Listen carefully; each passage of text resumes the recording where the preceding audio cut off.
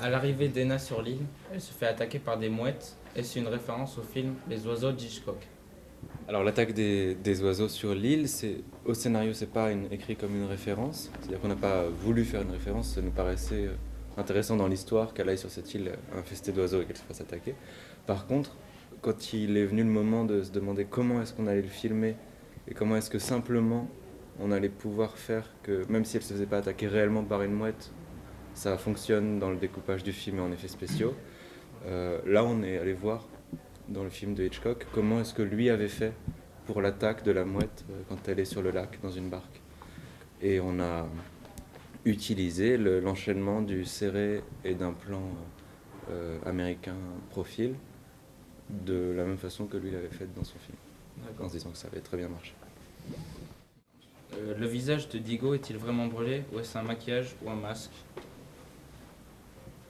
En fait, c'est du maquillage, il n'est pas du tout brûlé. Et la maquilleuse, elle avait fait des prothèses sur son visage, quoi, en silicone, très fine. Et elle lui mettait à chaque fois, tous les jours, elle lui en mettait une nouvelle et elle le maquillait pendant 2 heures ou 2 heures et demie. Et ensuite, en post-production, on a fait des petites retouches numériques pour cacher les raccords. Voilà. Mais donc c'est complètement faux. Pourquoi avez-vous tourné le film sur cette île et pas sur une autre? Cette île, elle est exceptionnelle. Il y a énormément d'oiseaux et quand on l'a visité la première fois, on s'est dit qu'on voulait absolument que notre film passe par cet endroit, que ça allait rajouter quelque chose d'un peu mythologique et grandiose à notre histoire. À la fin du film, on s'attend à ce que ce soit les parents d'Ena qui arrivent, et en fait c'est la mère de Diego qu'on voit. Pourquoi avoir créé cette surprise? Donc oui, en fait, ce qu'on voulait raconter, c'est que vraiment, Ena, au début, elle est quand même un petit peu superficielle et un peu très sûre d'elle, dans le sens où elle se dit, moi, de toute façon, mes parents, ils m'aiment. Enfin, je suis supérieure à Diego, qui est quand même une espèce de... Tout le monde dit qu'en fait, c'est un cassos, qu'il n'a pas de parents, etc.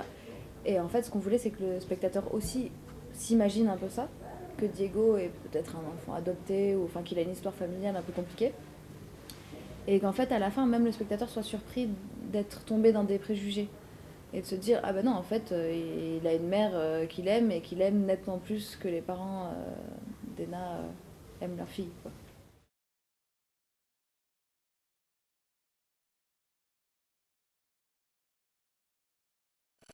Pourquoi vous avez choisi de mettre beaucoup de musique dans votre film? Parce que alors, le contexte festif prête à la musique, parce que j'aime beaucoup la musique et en l'occurrence les chansons sont toujours un peu utilisées avec je veux dire les paroles etc sont Ça va à la scène. ça va à la scène ouais ce qui est pas enfin en fait je crois que ça se fait plus trop de faire ça parce que souvent les gens trouvent que c'est trop appuyé ou voilà et aussi j'avais pas conscience du fait que ça coûtait cher de mettre de la musique dans des films donc parce qu'en fait ça coûte très très cher. Y a-t-il quelque chose qui vous a inspiré pour faire ce film? Alors déjà il y avait le lieu dans lequel je voulais vraiment faire un film avant qu'il disparaisse, enfin bref. Et il y avait un soir j'avais organisé un week-end dans cette maison avec des gens que je connaissais plus ou moins, enfin pas forcément très bien. Et il y avait une fille que je connaissais pas très bien pour le coup, qui est venue, moi j'étais couché, et elle est venue frapper à ma porte, elle était morte de rire, elle m'a raconté qu'il y avait un garçon qui était monté dans sa chambre et qui avait eu des gestes un peu déplacés avec elle et qu'elle avait dû le pousser dehors et elle racontait, enfin ça la faisait vraiment rire, alors qu'en fait ce qu'elle racontait était pas forcément très joyeux et j'avais trouvé enfin, le contraste sur la façon dont elle racontait cette chose pas drôle et la façon dont elle le racontait m'avait intéressé. Donc il y a un peu de vrai dans le film en Oui, fait. il y a... Bah, c'est parti de ce truc, mais après tout le reste, non, enfin, non, c'est pas vraiment la même histoire, mais Ça vous a inspiré en Oui, fait. ouais, ça m'a inspiré. Et après, autour de là, j'ai développé il y a eu la relation avec Juliette, etc. Enfin, tout le reste est là ensuite. Est-ce que vous aviez déjà repéré les acteurs ou est-ce que vous avez cherché l'acteur qui correspondait à l'image de votre personnage? Il y avait une actrice que j'avais repérée, c'est celle qui joue Antonella, la blonde. Je faisais du casting pour un autre film et on devait aller chercher des jeunes devant leur collège et leur lycée. C'est un film qui s'appelle Le Nouveau, c'est sur des collégiens, je sais pas, peut-être vous l'avez vu. Et Et cette fille était devant son lycée, je l'avais trouvée extrêmement, je trouvais qu'elle faisait très très mûre et je la trouvais très belle en plus. Donc pour le coup j'ai écrit le rôle pour elle. Après tous les autres c'est du casting. Ouais. C'est des gens qu'on a cherché en casting.